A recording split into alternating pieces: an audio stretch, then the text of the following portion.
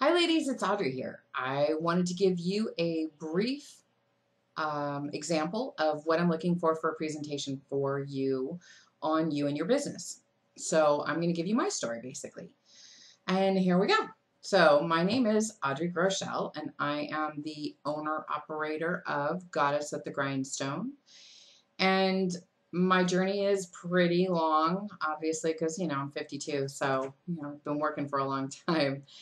But I started off managing restaurants. I had my first managing gig when I was 19. I was a manager at Chuck E. Cheese, of all fun places, right? I even got to be Chucky. It's good stuff. Then I progressed through different, types of restaurants. I've even owned my own.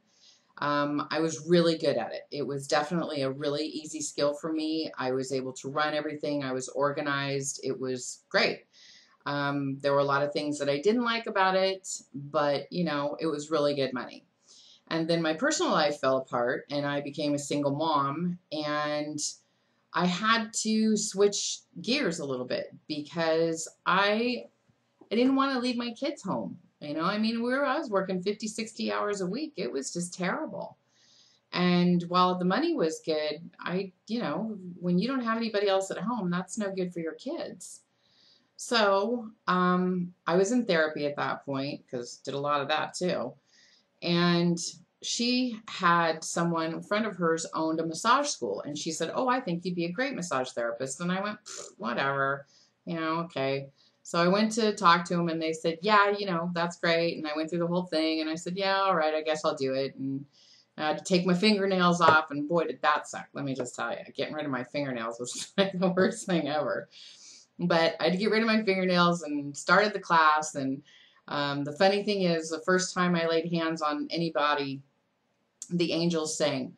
And it was like, oh my God, this is what I was meant to do forever. This is just amazing. So I BS'd my way into a job 3 months into school, acting like I knew what I was doing. And worked in chiropractors' offices for quite a long time, probably 3 or 4 years. Developed a practice on the side at that point. Got back together with my ex a little ways into that, and um, that was okay for a while. Um, but what we did is at that point, I had the ability to quit the chiro's offices, and I pretty much started my first true entrepreneurial um, business. I had my own massage practice, and I had about 40 to 50 people in my stable at that point, and I was running my butt off because I did outcall and I went to people's houses. And while I really loved the massage, it didn't really hit any of the other features that I liked about being in business. The one thing it did hit on, though, was that I really liked educating people into their bodies and how their bodies worked and what was happening, why they were seeing me, because I did very specific deep tissue. I still do, as a matter of fact, but um, I did really specific. I did rehab. I worked with professional athletes. I was really into it, and I really knew my kinesiology. I had everything going, and my big thing was I wanted everybody to be able to take care of themselves after they were done with me. So I was a big fan of teaching them how to strengthen themselves, how to take care of themselves, what were some tips that they could do to take care of themselves in between seeing me. Because I didn't want them to have to see me all the time. Well, I loved to because, the money was great, but it wasn't necessarily, I didn't feel that it was right. I felt that they needed to, be doing their own thing. You have to live your own life in between taking care of yourself. So I was really big on self-care.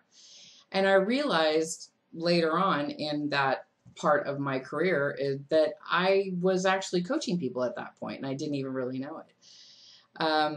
And I started getting a little burnout after a while. And then my daughter found out she had dyslexia, and the school system was failing her miserably. So I went ahead and took her out of school and started homeschooling her. And I had to cut my practice back, which was really handy. You know what I mean? I had a really easy business that I could do that with.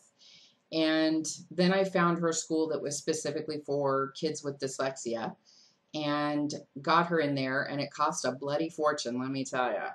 And so what happened was I went back to my roots and I started doing managing. And what I started managing at that point was chiropractic offices, because lo and behold, I knew them very well at that point.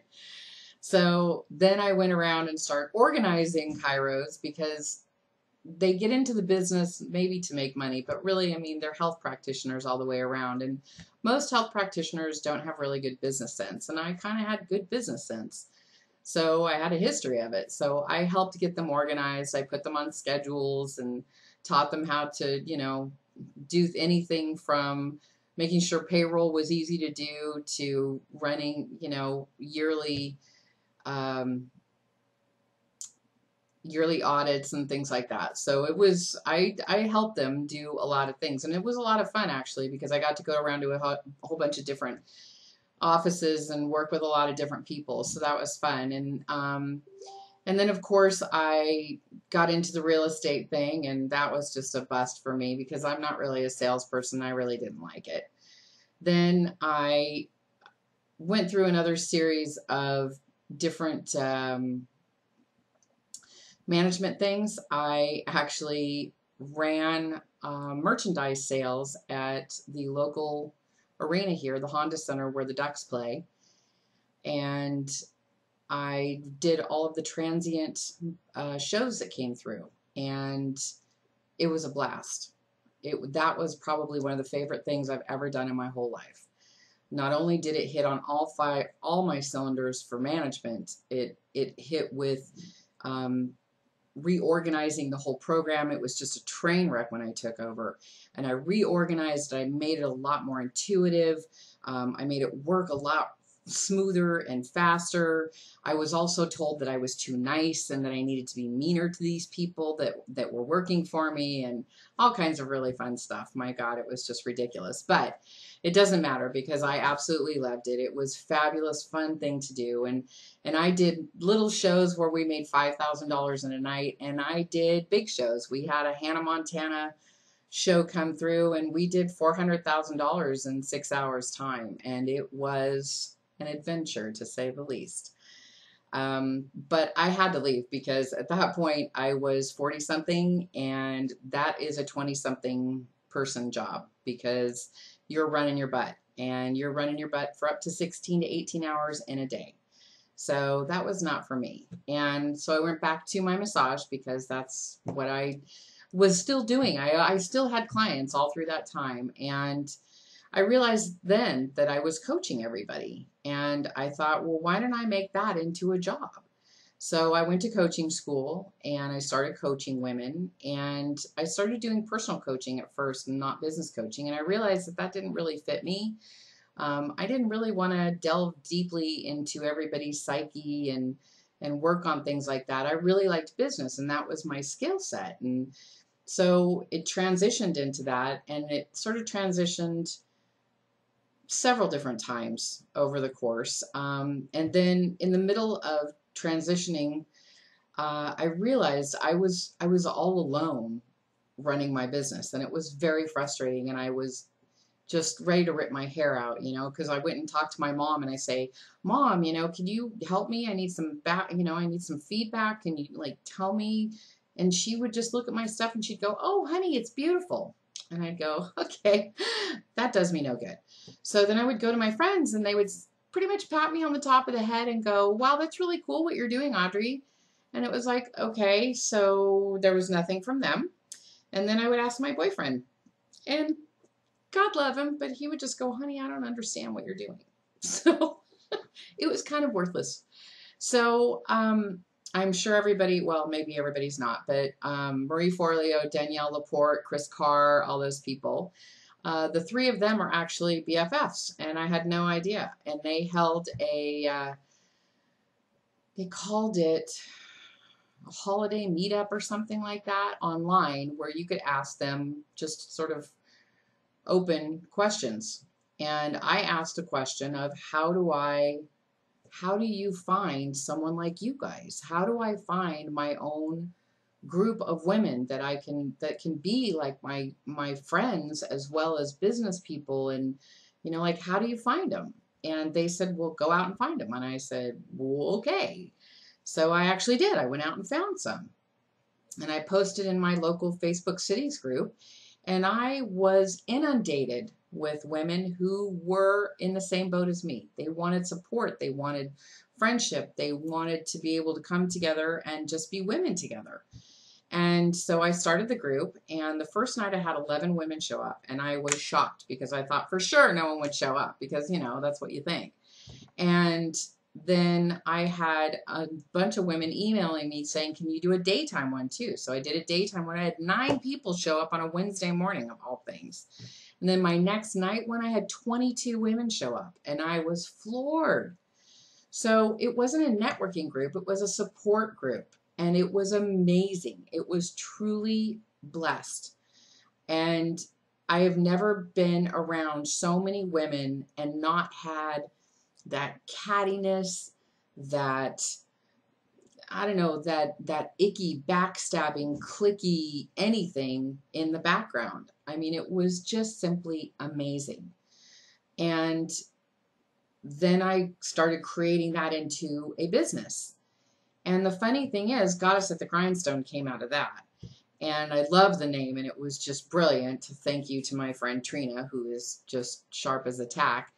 And from that is where I started working with the strengths program that I came up with, the whole coaching program. And so I've been doing that for a while now. And then I came to the moment with the meetings group where it had just died and died and died. And I only had like 2 and 3 people showing up. And I had tried numerous things to try and get people back, and it wasn't going to happen. So I finally decided to shut it down. And lo and behold, here we are right now with you guys. I think I've told everybody the story that, I shut down the meetings group, and then the universe said to me, you got to combine them, and here we are. So this is my story. As far as personal wise, the divorce was final several years ago. And I now have a boyfriend who's wonderful, and I've got wonderful children, and I love my life, and I love what I do. I think it's wonderful that I can do pretty much the same thing that I was always doing with massage, which was teaching women specifically, how to care for themselves, how to tap into their own strengths and their own abilities and be able to do what they wanted to do with that. And it really felt like to me that this is what I've always done my whole life. Now I've just refined it into this really cool program. And I'm sure that, it will evolve into something else sooner or later. But right now, this is, I think, the incarnation of everything that I've been doing my whole life. So it's really awesome. And I love it. And I couldn't be happier to have everybody here. And I hope you like my story. And I will be seeing you all on Tuesday, Wednesday, and Thursday. Thanks.